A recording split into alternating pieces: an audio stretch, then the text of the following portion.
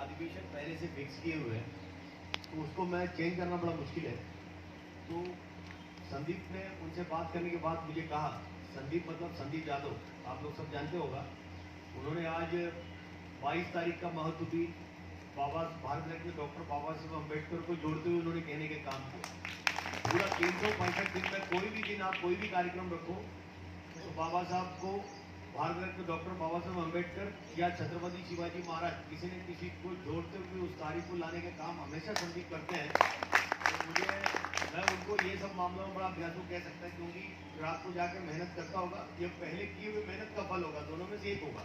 एक तो पहले किया हुआ मेहनत और उनकी याददाश्त बिल्कुल सही है, नहीं है तो कोई कार्यक्रम बनने के बाद रात को ये सोते नहीं, यही देखते बैठे कि 22 तारीख को मैं कुछ तो निकालूं। दोनों में से कटिंग वाला काम है, लेकिन ये उनको खूबसूरती है। तो इन्होंने कहा कि 23 तारीख वाला हो नहीं सकता तो 22 को करेंगे, तो इसलिए हमने 22 को किए। मैं सिर्फ इतना ही कहूँगा कि हमारे चारों शाखाओं का, 2 शाखाओं का पदाधिकारी मतलब सचिव नहीं है, क्योंकि आपको मालूम है इतना बड़ा तकलीफ होने के बाद इंजीनियरिंग से जुड़ा हुआ जो लोग है, एक तो अमित भगत जी है, दूसरा प्रकाश कामले जी है, एक तो कसारा में अटके हुए हैं, दूसरा लोनावाले की तरफ गए हुए हैं। तो ऐसे परिस्थितियों में काम करना भी जरूरी है। मैंने चीफ पीडब्ल्यू मोहम्मद संतोष, मैं एक्चुअली इनको बोल ही नहीं रहा था मैं कल्याण में आ रहा हूँ, लेकिन फिर भी आके इधर बैठा, मुझे पता नहीं, 1-2 एडीआर कल्याण में ऑलरेडी, फिर भी इधर कैसे बैठे मुझे पता नहीं क्यों। ऐसा टाइम में रेलवे का काम करना भी जरूरी है। ऐसा नहीं कि हम लोग यूनियनगिरी करके गाड़ी बंद है तो गाड़ी का यातायात करने की मेहनत न करके यूनियनगिरी करेगा, वो भी तकलीफ वाला काम है। लेकिन मैं संतोष भाषण कर रहा था, संतोष ने असली बात नहीं बोला, तो पुराना 2004 का कहानी बोल के छोड़ दिया। तो मैं ये सोच रहा था कि संतोष असली चीज बोल रहा कि नहीं बोल रहा, क्या बोल रहा था। कभी आपने देखा होगा 2 दिन पहले संतोष ने कल्याण के अंदर स्टेशन के अंदर काम करते अपने ज्ञान के साथ में खड़े थे, पूरी सुनिएगा फिर तालियां मारिएगा। संतोष उधर काम करते खड़ा था, लोग हमारा एक मेरे पास गाड़ी आया तो निकलने लगा तो एक दादाजी, एक बुजुर्ग आदमी उसके नीचे चले गए, फोटो निकाला, उसके बाद में इन्होंने वीडियो हमें भेजा, तुरंत भेजा। देखो तुरंत भेजा, मैं इसलिए कह रहा हूँ, यही हमारा जो लोकल लाइन के अंदर हमारा जो ट्राइबल साथी है उसको एसएफआई देने के काम प्रशासन ने किए, क्यों जेसीबी घुस गया था, हमको लोगों ने बोला नहीं। मैंने उस समय लोगों को कहा कि समय पे अगर मुझे कहा जाता तो दूसरे दिन सारे अखबार के अंदर उसको फोटो भी खिंचवाता था, उसको हम अवार्ड भी दिलवाते, लेकिन हमारे लोगों ने देर किए, इसलिए उसको एसएफआई भी। ये भाई ने तुरंत हमको भेजा, तुरंत भेजने के बाद मैं जीएम से स्टोर करता हूँ, बाकी बाद में एक लोगों को भेजने का काम करता हूँ। मैं तुरंत जिधर भेजने का काम किया, 10 मिनट में संतोष का फोन वापस हमको आया। हमको क्या पूछ रहा है संतोष, अरे सीपीआरओ का फोन आया तो कुछ गड़बड़ तो नहीं होगा, बताओ। अब उनको हीरो बना, हमको पूछता कोई गड़बड़ तो नहीं होगा। मैं बोला, मैं भड़क गया उसके ऊपर, मैं बोला ये इस तरीके से बात करता हमसे। और 2000 अवार्ड भी मिले। मुझे लगता है आज के दिन में, अभी मैंने सेंट्रल रेलवे ने जो पोस्ट किया था इनका वीडियो, उसको मैं देखा, करीब मुझे लगता है 5 से 6 लाख लोगों ने देखे, 6 लाख लोगों ने देखे, है ना। और कॉर्पोरेट में अभी वो बोलते हैं उससे ज्यादा लोगों ने देखा। अभी 2 दिन से मेरा फोन उठा क्योंकि वो ये कहता कि नहीं मेरा गाँव से फोन आ रहा है, गवर्नमेंट जरा आप तो हर दिन बात करते जरा तो मैं बोला ठीक है भाई, आप फेमस हो गए, ठीक है, मैं 4 दिन के बाद फोन करूंगा। तो पता ही नहीं मतलब क्या तकलीफ देना, सब आदमी फोन कर रहे हैं, एडीआरएम पूछ रहा है, सीडीडीएम पूछ रहा है, ये पूछ रहा है, बच्चे लोग भी खुश हो गया, पापा पूरा चमक रहा है, हर टीवी पे आ रहा है, चैनल पे आ रहा है, ये खुशी की बात है, ये अपना कार्य। और मैं आपको कहता हूँ, जैसा किरण ने कहा कि मेरे चाल, मेरा अपना काम करना, देखो मुझे बहुत सारे लोग पसंद भी करते हैं, कोई नापसंद भी करता, मुझे कुछ लोग अच्छे बात करते हैं, कुछ लोग खराब बात करते हैं। मैंने किरण को अभी बोला, किरण को मैं इसलिए बोला बुरा मत मानिए, क्योंकि है कोई भी एक ग्रुप के साथ में आता कोई तो लीडर होता, तो उसके अंदर लीडर तो किरण है। ये तो आप लोग भी मानते, हम भी मानते, दुनिया को मालूम है, इलेक्ट्रिक लोको मात्र साहब भी जानता है। लेकिन उन्होंने हमारा कार्य को देखते हुए उन्होंने बोला कि ये सब देखते हुए हम आए, तो मेरा कर्म है, मैं तो करूंगा, मेरा काम है। कोई लोग गलत भी बोला तो मुझे कोई फर्क नहीं पड़ता, तो मैं चलूंगा। मैं बाकी लोगों के सामने कहता हूँ, मैं उनको बोला आप इधर उधर मत देखना, आवाज बहुत सारी जगह से आएगा, तो आप ध्यान मत देना, आप अपना काम करो, आगे चलो। तो ये यूनियन ऐसा है, काम करने वाले के पीछे बहुत सारी चीज आते, तो आप ले नहीं पाएगा, इतनी चीज ले नहीं पाएगा, इतनी चीज आपके पीछे आएगा, बिल्कुल आप देखा। लेकिन यहाँ वहां मत देखिए, बहुत सारे लोगों को आपको डिस्टर्ब करने की कोशिश करेंगे, है ना, आपको जो कॉन्सेंट्रेशन है उसको बिगाड़ने की कोशिश करेंगे। वो तो है, तो यूनियन है, हर जगह में है, राजनीति में है, अपने घर में भी है, तो इसमें आप बिल्कुल ध्यान मत दीजिएगा, आप अपने काम में। अभी जैन पाटिल से मेरा बात हो रहा था, जैन पाटिल पूरा कितने युवा उनके साथ में, है ना, युवा कितने उनके साथ में है, सवाल ही नहीं है। वो उनकी क्वालिटी है, उनकी काम है, तो इसको पकड़ के रखिएगा। और इस यूनियन के अंदर आप सिर्फ काम करते चलो, और नेशनल रेलवे मजदूर यूनियन का नारा है सर्वधर्म समभाव है। हम लोग इंसान के जानते, एक दूसरे को जानते हैं, दूसरा कोई पहचान हमारा ही नहीं है। यूनियन के अंदर हम लोग एक दूसरे को कोऑपरेट करके पुकारते हैं। यहाँ कोई सांप नहीं, कोई छोटा नहीं, कोई बड़ा नहीं, सब एक समान है। और रेल के अंदर हो सकता है अलग अलग पद नाम से जानता होगा, अलग अलग काम से जानता होगा, लेकिन वो काम ईमानदारी से करते हुए घर के समय को थोड़ा सा काट के यूनियन को देता है, वो यूनियन की ताकत है। मैं बार बार ये कहूंगा कि क्योंकि युवा, इसलिए मैं कह रहा हूँ क्योंकि रेल का जो काम है, जिस पद के लिए हम नियुक्त हुए हैं, वो ईमानदारी से करना जरूरी है। अगर वो काम ईमानदारी से नहीं करोगे, हमारा संस्था जिंदा नहीं रहेगा। हमारा संस्था जिंदा नहीं रहेगा तो फिर हमारी यूनियनगिरी भी नहीं होगा। तो हमारा काम है संस्था को जिंदा रखना, भारत रेल को जिंदा रखना प्राथमिकता हमारा। और उसके साथ में जिंदा रख के ईमानदारी के साथ में जो लोग रेल का काम करते हैं अपने पूरी समय के साथ में, तो मैं आपको कहता हूँ एनआरबी के अंदर इतनी चमकेगा, इसको कोई सवाल नहीं है। यही हमारा नारा रहना चाहिए, हमें कोई तकलीफ नहीं होगा। मैं जहाँ कहीं भी जाएगा तो मैं आप लोगों को एक ही चीज ये कहता हूँ, भाई ये नारा को पकड़ के चलिए। और हम लोग भारत रत्न डॉक्टर बाबा साहब अम्बेडकर ने बनाए हुए ना एकदम क्लोज फोटो काढ, क्लोज तो शालीचा कसा गळ्याचा ना क्लोज उसको फोटो बिल्कुल पकड़ के चलने वाले लोग हम लोग शालीचा त्याचा गळ्याचा राजनीति वाला किसी को हम लोग राजनीतिक लोगों का हम लोग सदस्य बन सकते हैं क्या? नहीं बन सकते, क्योंकि हमारे संविधान के हिसाब से हम सरकारी कर्मचारी है। सरकारी कर्मचारी किसी की राजनीति से कोई सदस्य नहीं बन सकता, और हम है नहीं है। और जो सरकार है वो हमारी है, चाहे मोदी साहब क्यों ना हो, चाहे उद्धव साहब ठाकरे साहब क्यों ना हो, क्योंकि मुख्यमंत्री हो या प्रधानमंत्री हो, सब हमारी है। तो सरकार के हम सेवक है। हाँ, लेकिन बाबा साहब ने ये भी अधिकार हमको दिए हैं। अगर सरकार हमारी, इसका मतलब ये नहीं कि वो कुछ भी हुकुमशाही चलाएगा, कामकाज विरोधी नीति अपनाएगा, गरीब विरोधी नीति अपनाएगा, तो उसको समर्थन करने की हमको जरूरत नहीं। उसको विरोध अपनाने के लिए, उसको विरोध करने के लिए, उसको विरोध दर्शाने के लिए बाबा साहब ने हमको संविधान के जरिए अधिकार भी दिए, तो उसको प्रयोग हम लोगों ने हमेशा किया है और करेगा, इसमें कोई सवाल नहीं। और मैं यूथ है, जो लोग हैं, हम जहाँ कहीं भी जिसके साथ में देखिएगा तो किरण की यूथ है, संदीप की यूथ है, हमारे जो इधर जो बैठे हुए मुझे 80% लोग यूथ ही नजर आ रहा है ना। हम लोग 10 साल की बात की सोच रहे हो, 10 साल की बाद भारत रेल की क्या अवस्था होगा, है ना। हमारी ताकत किस हिसाब से करना चाहिए, रेल को बचाने के लिए क्या करना चाहिए। वो पेगासस करके आपने देखा होगा किस किस लोगों का, मंत्रियों से लेके ओपोजिशन पार्टियों से लेके सारे के सारे लीक कराने के काम किए, सारे के सारे उनकी इन्फॉर्मेशन लिए। उसके अंदर ऑल इंडिया रेलवे फेडरेशन के महामंत्री कॉमरेड शिवपाल मिश्रा जी के भी हैं। ये भी मैं आपको कहता हूँ, मतलब ट्रेड यूनियन वाले को भी छोड़े नहीं।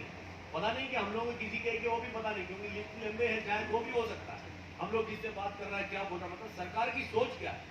तो ऐसे समय में अगर हमको जिंदा रहना है, अभी हमारे पास इलेक्ट्रिक लोको सेट है, ज्यादा लोग इलेक्ट्रिक लोको सेट से, अगर हमारा जितने प्रोडक्शन यूनिट का अगर निगमीकरण होगा प्रोडक्शन यूनिट का, तो लोको सेट बंद हो जाएगा। प्रोडक्शन यूनिट का अगर निगमीकरण होगा तो हमारे जो बड़े बड़े डिपो है, सीआरडब्ल्यू का बाकी जो डिपो बंद होगा, इसमें कोई सवाल नहीं, वो नीति बनने वाला है। तो प्रोडक्शन यूनिट को भी जिंदा रखने के लिए हमको लड़ाई करना पड़ेगा, तो हमारे इलेक्ट्रिक लोको सेट जिंदा रह सकता है। तो ऐसी बहुत सारे मामले, सारे मामलों में, सारे विषयों में बात करके मैं आपको बोर नहीं कराना चाहता हूँ। उसके लिए बहुत सारे समय हमको मिलेंगे।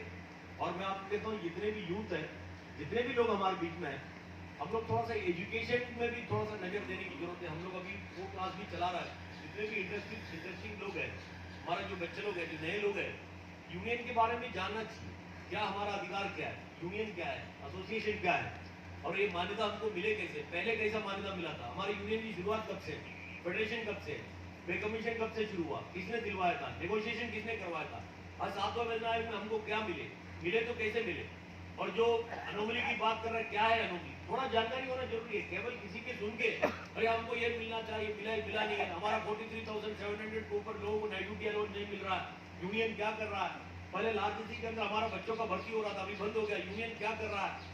हमारा न्यू पेंशन स्कीम अभी 2004 के बाद में जितने भी भर्ती हुए न्यू पेंशन स्कीम है, तो यूनियन क्या कर रहा है। सवाल ही सवाल, हर जगह में सवाल करना आसान है, लेकिन वो सवाल की कोई जवाब भी ढूंढने की जरूरत है। क्या वो सवाल आने की क्या सवाल है, ये सवाल क्यों आया वो भी एक सवाल है, उसको भी जवाब ढूंढने की जरूरत है। अगर ये मिल गया तो आप लोगों को चलने में तकलीफ नहीं होगा। नहीं तो आपके पास ही सवाल है, उसकी जवाब आप ढूंढ ही रहा है, तो अगर उसके ऊपर से अगर आपको और कोई किसी ने सवाल कर दिया तो आपको सवाल का जवाब नहीं दे पाएगा।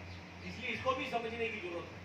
बहुत सारे विषयों में हम लोग बड़ा लंबा डिटेल में चर्चा कर सकते हैं, लेकिन उसमें मैं न जाते हुए हमारा कल्याण इलेक्ट्रिक लोको शेड भारतीय रेल का ऐसा एक लोको शेड है जहाँ पूरी भारत रेल के अंदर का एक ही डीसी लोकोमोटिव का मरम्मत करने वाला एक ही लोको शेड हुआ करता था, ऐतिहासिक। इसके बाद में भी नहीं होगा, न इसके पहले कोई था।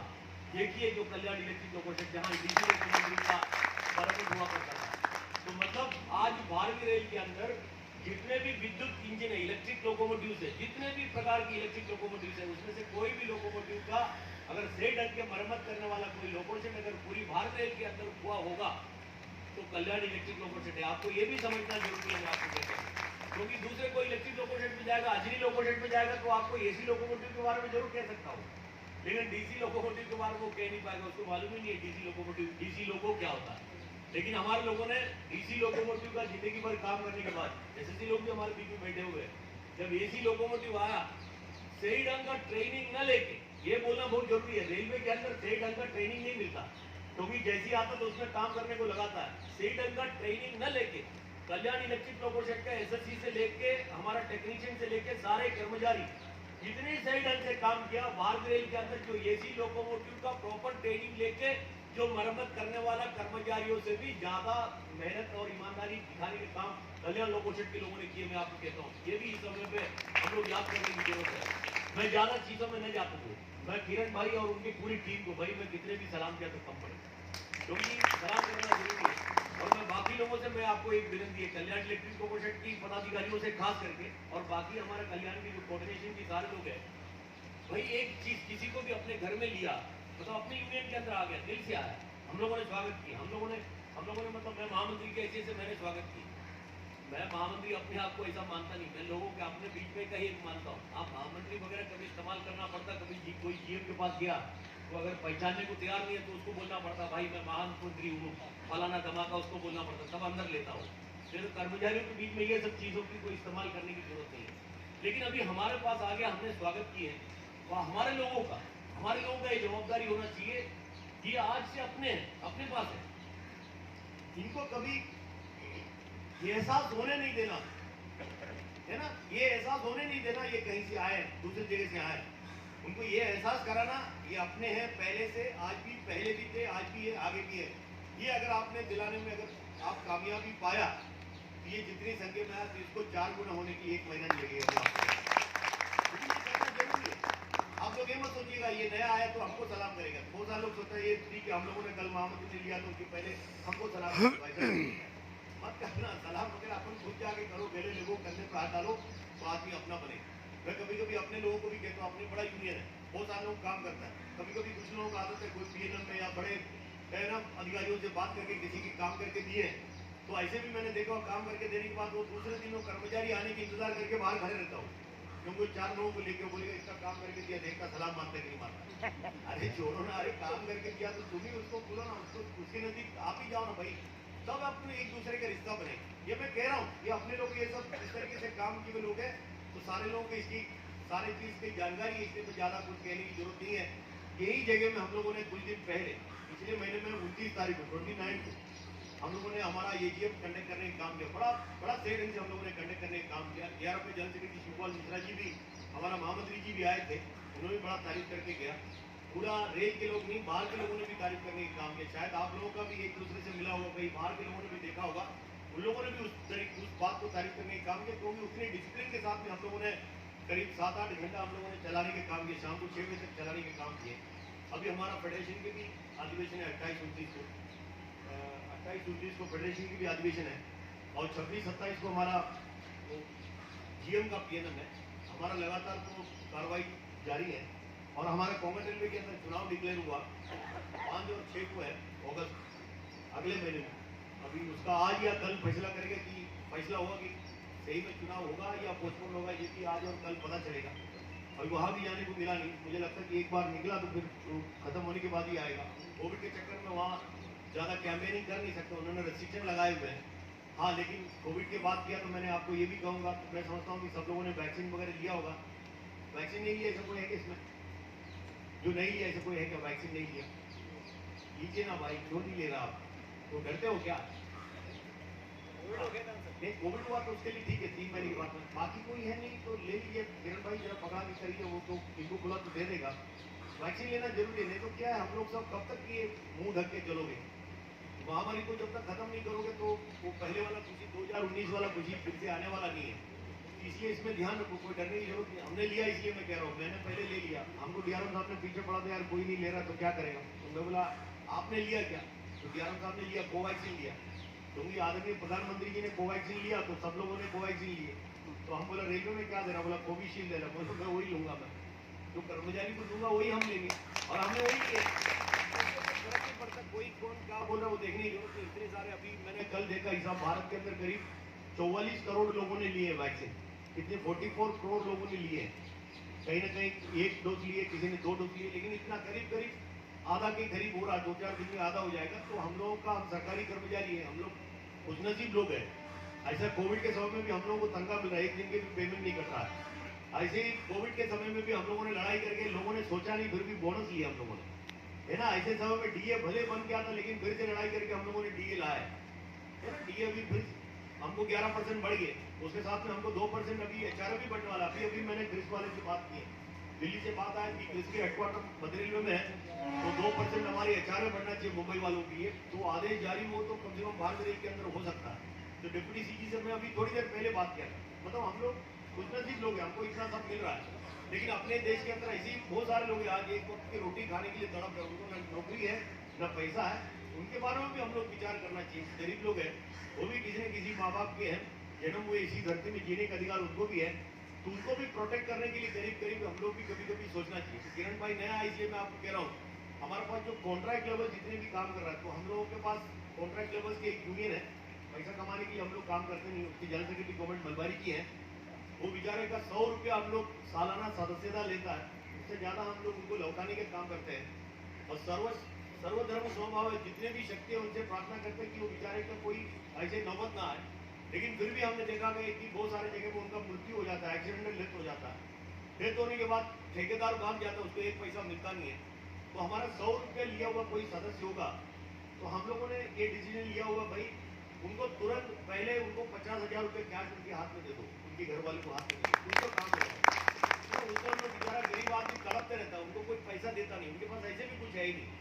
बहुत सारे लोग ऐसे कर्मचारी को आप देखा होगा, बीवी बच्चों को लेके सड़क में कहीं किनारे में कहीं रहता होगा, तो क्या करेगा? उनको जो अंतिम संस्कार करने के लिए उनके पास पैसा नहीं है। मैं इस बात इसलिए कह रहा हूँ, अगर ये चीज अगर कहीं भी हुआ तो हम लोगों ने लोगों को बोला, भाई उसके लिए कोई महामंत्री आएगा, कोई यूनियन का कोई बड़ा पदाधिकारी आके कोई, है ना, बड़ा कार्यक्रम करके 50,000 देगा, उससे कोई मतलब नहीं।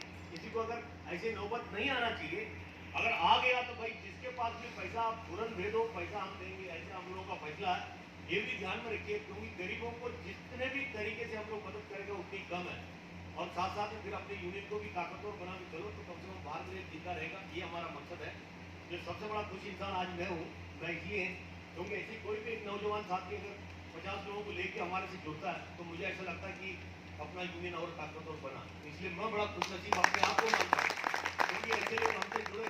तो क्योंकि कल के दिन जो आने वाली पीढ़ी है, ये यूनियन को कौन चलाएगा?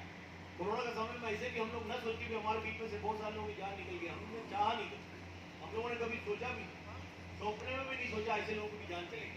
तो किसी का कह नहीं सकता कल क्या होने वाला, क्या नहीं होने वाला। लेकिन हम लोग इतना जरूर कर सकते हैं कि वैक्सीन दो वैक्सीन ले लो, और जो सरकार ने कहा कि थोड़ा सा हम लोग उसको पालन करो, मास्क पहनो, थोड़ा सा, है ना, जो क्या कहते हैं, सैनिटाइजर को इस्तेमाल करो, पानी इस्तेमाल करो, थोड़ा डिस्टेंस मेंटेन करो। ये सब हम लोग थोड़ा सा सोच के अगर चलेगा, तो मुझे लगता है कि ये जो महामारी है इस साल के अंदर कहीं ना कहीं खत्म कर पाएगा, पहले की जिंदगी जी पाएगा, ऐसा मैं मानता हूँ। तो साथ साथ में यूनियन को ताकतवर बनाना जरूरी है। कल्याण ऐसे भी हमारा एक अच्छा एरिया है, government Jain party, government Malabari, और कल्याण कोऑर्डिनेशन के अंदर जिस तरीके से बना के चलते हैं, तो कल्याण कोऑर्डिनेशन की अपने अलग एक ताकत है। तो उस ताकत को और मजबूती देने के लिए किरण भाई और उनकी पूरी टीम आया, भाई आपको और एक बार सलाम करता हूँ। और उसके लिए कुछ थोड़ा संदीप और उनके भाई लोग हैं, संदीप और उनके टीम है, क्योंकि संदीप और किरण का अच्छा तालमेल है। क्योंकि कभी भी किरण के बारे में संदीप हमको बोलते रहता है, किरण ने ऐसा बोला, किरण ने वैसा बोला। किरण के साथ में और भी तालमेल वाला प्रशांत है, वो भी मैं बोलना चाहता हूँ, है ना। प्रशांत लेकिन थोड़ा डरता आगे आने के लिए, क्योंकि प्रताप तक प्रशांत कभी बोलता मैं आगे रहेगा तो ऐसा तो नहीं होगा, कोई लफड़ा तो नहीं होगा। तो मैं उसको बोलता बेचारा तू काय को डरता है, वो भूल देने के लिए भी डर रहा था। मैं बाजू बुला, मैं जनरल सेक्रेटरी, मैं बुलाने के बाद भी डर रहा हूँ। वो बोला आप सोचो आपने डर कितना। तो ऐसा कोई डरने की जरूरत नहीं। बात में साहब थोड़ा सा रफ कभी कभी बोलता है, लेकिन दिल में कुछ नहीं रहता, वो कभी कभी रफ बोलता है। जैसा मेरा ईरानी साहब था हमारे यूनियन ऑफिस के अंदर, वो गाली गलौज करता था, लेकिन दिल में कुछ नहीं। लेकिन मात्रे जी का उतना नहीं, ईरानी के लेवल वाला नहीं है, मतलब उतना गाली गलौज वगैरह करता नहीं, लेकिन थोड़ा रफ बोलता है, तो उसमें कोई डरने की जरूरत नहीं, वो सब अपना अपना सही है। कभी मात्रे साहब और मात्रे साहब, दो मात्रे साहब है, चेयरमैन और सेक्रेटरी मात्रे साहब है, इनके भी कभी, मैं सबके सामने बोलती, इनके भी कभी कभी जलते नहीं है, तो कभी मेरे को फोन करता है मात्रे साहब से पैसे नहीं, मैं सबके सामने बोलता हूँ, अरे जरा समझाओ, फिर मैं उनको भी समझाता हूँ, इनको भी समझाता हूँ। दुनिया में ऐसी कोई महामंत्री कभी करता नहीं होगा, दोनों को पटाता हूँ हमारा काम चलना चाहिए। देखो मैं चाहता हूँ हमारा जो यूनियन के जो प्रोग्राम है, मैं आपको बताऊँ भारतीय रेल के अंदर पे कमीशन को लेकर सबसे बढ़िया बड़ा ताकतवर प्रोग्राम किसी ने किया तो नेशनल रेलवे मजदूर सेंट्रल रेलवे ने किया। 25,000 लोग लालम लाल होके वहाँ जो डीआरएम के सामने पूरी 18 नंबर प्लेटफॉर्म तक खड़ा रहने को जगह नहीं था, आज की वीडियो में देखने को मिलेगा। जो 25,000 लोग हैं उसका अर्थ ये नहीं जो 25,000 लोग वेणु नायर को जिंदाबाद करने वाले लोग हैं, नहीं है, उसमें मुझे विरोध करने वाला भी होगा। तो हमको ये ध्यान रखना पड़ेगा, विरोध करने वाला है करके या अपने को पसंद नहीं करने वाला है करके मैं जनरल सेक्रेटरी मैं दूर कर सकता हूँ, उसको निकाल सकता हूँ यूनियन में से, तो यूनियन की ताकत नहीं रहेगी।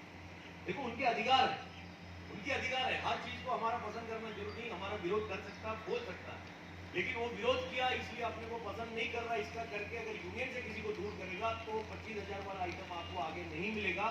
इसलिए हम आपकी सबकी जवाबदारी है, लोगों को नाराज न करें, लोगों को जोड़ने का काम करो, अपने पास लेने का काम करो, अपने से कोई छूट के न जाए।